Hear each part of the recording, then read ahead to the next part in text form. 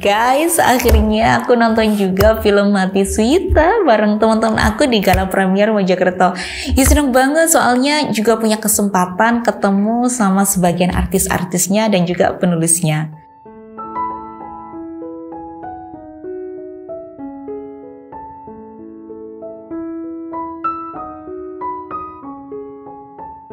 Oh ya, sebelum menonton itu aku baca lagi loh novelnya, karena dulu itu bacanya udah lama banget ya, sekitaran tahun 2019 atau 2020 gitu. Dan karena war tiket yang selalu sold out di mana-mana, jadi aku nonton lagi buat yang kedua kalinya bareng bestie-bestie aku yang belum kebagian tiket.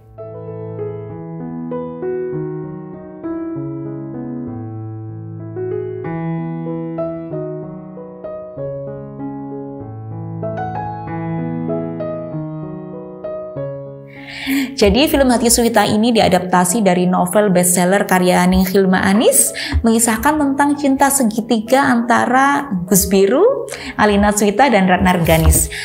Kisah ini diawali dengan perjodohan di pesantren antara Gus Biru dan Ning Alina Suwita, yang mana Gus Biru ini dan Rengganis masih saling mencintai. Nonton film Hati Suwita di bioskop adalah cita-citaku semenjak Ning Hilma menyampaikan secara publik bahwa Hati Suwita telah dipinang oleh Star Vision. Pemberitahuan dari penulis ini sangat membahagiakan sekali loh, karena aku sendiri seorang santri dan novel Suwita ini adalah novel dengan representasi santri dan kehidupan dalam pesantren. Di film itu juga digambarkan pesantrennya bersih, fasilitas memadai, apalagi fasilitas IT-nya. Ada unsur kesetaraan gender juga, seperti laki-laki dan perempuan memang disekat. Tetapi ketika bahsul masail, santri putra dan santri putri bisa adu argumen dalam satu majelis.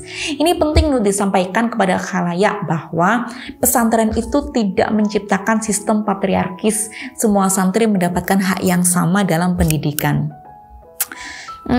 Terus scene pernikahan Alina dan Gus Biru ini yang paling bikin bergetar, karena Gus Biru harus menikah dengan orang yang belum dia cintai. Semuanya pakai baju putih dan cuma Rengganis yang pakai baju merah. Awalnya aku mikir kok kayak dramatis banget gitu ya, tapi aku ingat kalau film ini setting pesantren NU. Kiai itu kalau kasih komando pakai baju merah gitu misalnya ya ke santrinya, ya bakal pakai baju merah semuanya. Kita juga biasa kok pakai dress code warna tertentu di acara tertentu. Jadi cukup logis sih untuk dress code ini. Sebenarnya aku nggak terlalu berekspektasi banyak ya tentang film ini, karena tentu saja tidak ada yang bisa membatasi liarnya imajinasi pembaca ketika membaca sebuah novel dibandingkan ketika disuguhkan secara langsung visualnya. Tapi setelah melihat film ini sampai habis, ternyata benar-benar di luar ekspektasi, mulai dari kisahnya, alurnya, visual setiap pemainnya. Jadi aku kayak menghatamkan kembali novel Hati Suwita karya Ning Hilma Anis kurun waktu 137 menit melalui film. Hampir tersampaikan lembaran demi lembarannya dalam adegan-adegannya. Suasana hati ketika nonton film ini random ya, kayak ngakak, terus terharu, terus nangis gitu, terus gregetan sama Gus Biru, disusul perasaan bahagia, gemes, sedih, pokoknya sukses mengaduk perasaan. Gus Biru itu divisualkan memiliki tubuh yang tinggi, tegap, rambutnya agak panjang gitu ya, kulitnya bersih, jambang kebiruan, terus memiliki rambut di dagu dan hidungnya mancung. Pokoknya gayanya kayak cowok-cowok di kampus yang pergerakanable gitu loh. Cool abis, apotek tutup gak ada obat. Umar Daniel ini digadang-gadang sebagai Gus Biru bahkan sebelum novel itu jadi buku yang utuh dan menjadi bestseller nasional. Sebenarnya gregetan juga sih sama Gus Biru, tapi ya untung yang meranin Umar Daniel gitu. Jadi terobatilah gregetannya. Ada yang tim Kang Dharma nggak? Diperankan oleh Ibrahim Rishad. Gambaran kangkang santri yang kalem, alim, dan solih. Teduh kayak Pak Ustadz di pesantren yang Gobdul Basor. Nggak pencilaan lah pokoknya. Nggak ngotot banget untuk memenangkan hati Suwita ya, meskipun di dalam dadanya ini terdapat lubang yang besar sekali ketika memandang Suwita. Sedangkan Alina Suhita ini divisualkan memiliki wajah yang cantik, mandes kalau istilahnya orang Jawa, kulitnya kuning, lehernya langsat dan jenjang, bodinya sintal. Sinar wajahnya ini teduh lah, khas perempuan Jawa dan khas putri seorang kiai, pokoknya ning banget gitu loh. Rasanya kalau setelah melihat utuh filmnya tuh ya, nggak ada yang lebih tepat lagi untuk memerankan Alina Suhita selain Nadia Arina. Tapi pantes sih Ning Khilma itu yang jadi penata busananya. Jadi waktu ketemu Ning Khilma itu beliau ini matur kalau penataan fashionnya itu ala Ning pesantren Jatim gitu. Ning Khilma cerita kok untuk mempermudah tim MUA dan fashion artist mendandani Nadia Arina ini biar kayak Ning, itu ditunjukkanlah foto-foto dari Ning Sheila Hasina, Ning dari Lirboyo Kediri yang cantik dan alimah itu. Pantas saja ketika aku nonton film itu kok kayak gak asing gitu ya dandanannya, kok koyo api, ayu, adem, anggun, mirip Ning Sheila Hasina.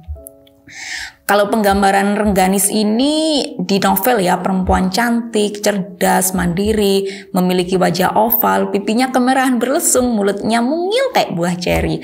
Alisnya itu indah banget, tubuhnya molek kayak putri Belanda. Sosok ini itu loh melekat pada Anggika Bolsterli. Kalau di dunia nyata pun pasti Gus Biru bakalan bingung nih milih antara Rengganis atau milih Suhita. Artis yang paling bikin ngakak sepanjang film itu selain Tutus Thompson yang memerankan Zaki dan Tanta Jore Kenta yang meranin Rizal, ya Devina Aurel yang memerankan Aruna. Aku itu udah follow IG Devina dari tahun 2014. Dia tuh memang selebgram dari Malang yang sudah famous karena pembawaannya yang kocak dan ceria. Waktu jadi Aruna di film ini gemes banget, pokoknya ngelawak mulu, nggak pernah gagal bikin ngakak. Dia ini santri yang kaya raya, mobilnya waktu dibuat nganter Alina sowan-sowan ke makam juga bagus banget, naksir sama mobilnya. Umi yang diperankan Desi Ratnasari juga nggak kalah dahsyat aktingnya. Umi Desi yang seperti makan formalin ini kayaknya, sehingga nggak tua-tua ini penggambaran sosok Bunyai cantik dan awet muda. Aku itu jatuh cinta banget loh caranya Desi Ratnasari memerankan jadi Bunyai yang sedang nyimak hafalan santri-santrinya gitu. Ya itu salah, itu dawon Rohima kayak gitulah.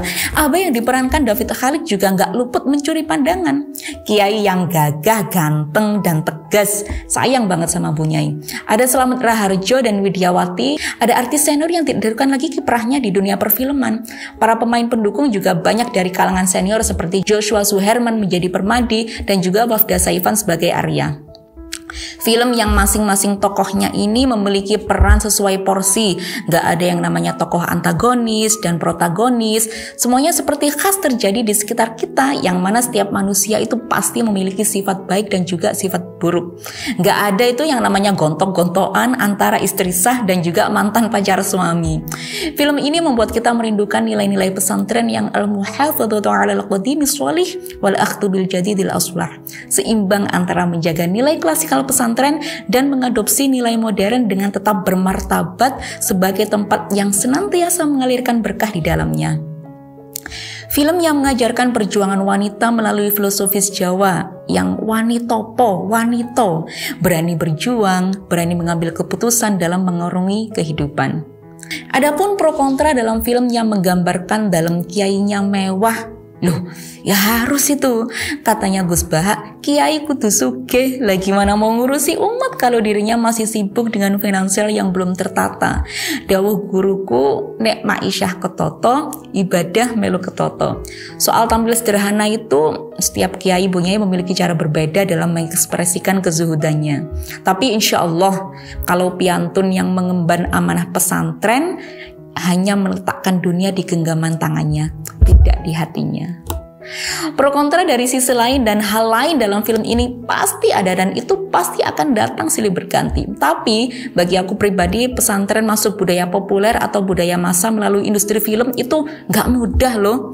Makanya dukung terus film-film pesantren karya anak pesantren. Aku merekomendasikan film ini terutama untuk panjenengan semuanya yang mencintai Suhita, yang mencintai Ning Khilma, yang hidup di lingkungan pesantren, yang hatinya terpikat pada pesantren, yang ingin mengenal pesantren, yang menginginkan rumah tangga bahagia tanpa ada bayang-bayang mantan. Jangan lupa nonton filmnya buat yang belum nonton. Jangan nonton pakai link haram. Jangan nonton bajakan. Jangan merekam dan menyebarkan hasil rekaman. Hargailah perfilman karya anak Indonesia. Capek juga ya nge-review.